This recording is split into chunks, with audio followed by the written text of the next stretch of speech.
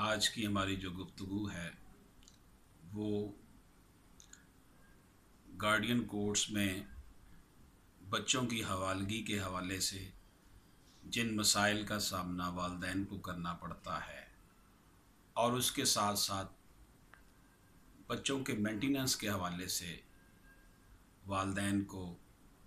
जो मुसीबतें बर्दाश्त करना पड़ती हैं उस हवाले से हमारी गुफ्तगू है।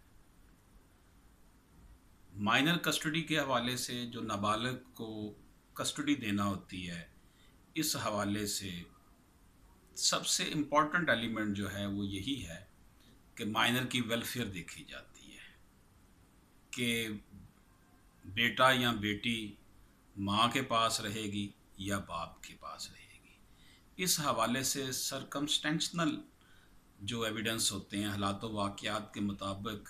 गार्डियन कोर्ट को फ़ैसला करना पड़ता है। बेटी हो या बेटा हो, दोनों इस माशरे के अहम फ़र्द हैं। फ़ी ज़माना हमारी सोसाइटी में डाइवोर्सिस की शरह में बहुत ज़्यादा इजाफ़ा हो चुका है, जिसकी वजह से हमारा जो बुनियादी यूनिट माशरे का घर है वो तबाह बर्बाद हो चुका है। इस हवाले से आए दिन तलाक़ों की जो ख़बरें आती हैं और उसके बाद में बच्चों की कस्टडी के हवाले से जिन मसाइल का सामना करना पड़ता है, ये बड़ा तकलीफ़ देह है। पाकिस्तान में, पंजाब में और लाहौर में जो आए रोज़ देखने में आता है कि बच्चों की मुलाकात के हवाले से जो शेड्यूल तैयार होता है उसमें उनको महीने में एक दिन मुलाकात चंद घंटों की करवाई जाती है। कोर्ट्स का माहौल बड़ा कंजस्टेड होता है।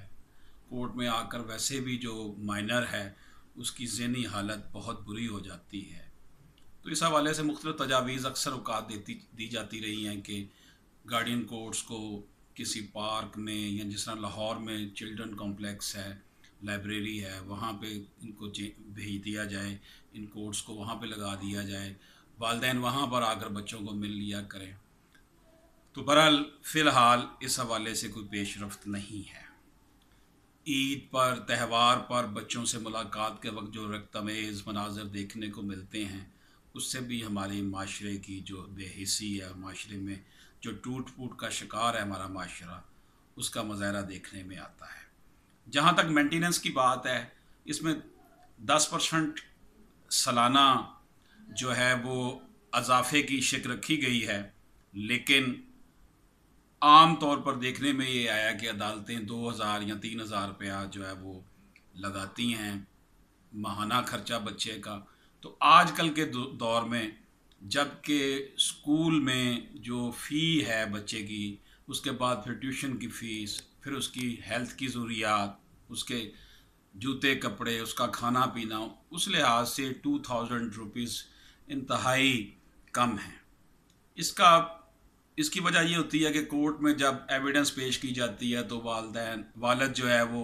यही पेश करता है कि जनाब अब सैलरी बहुत थोड़ी है और मेरे वसाइल इतने नहीं हैं, मैं इतना मेंटेनेंस नहीं दे सकता। तो ये बहुत बड़ी ज़्यादती है बच्चों के साथ।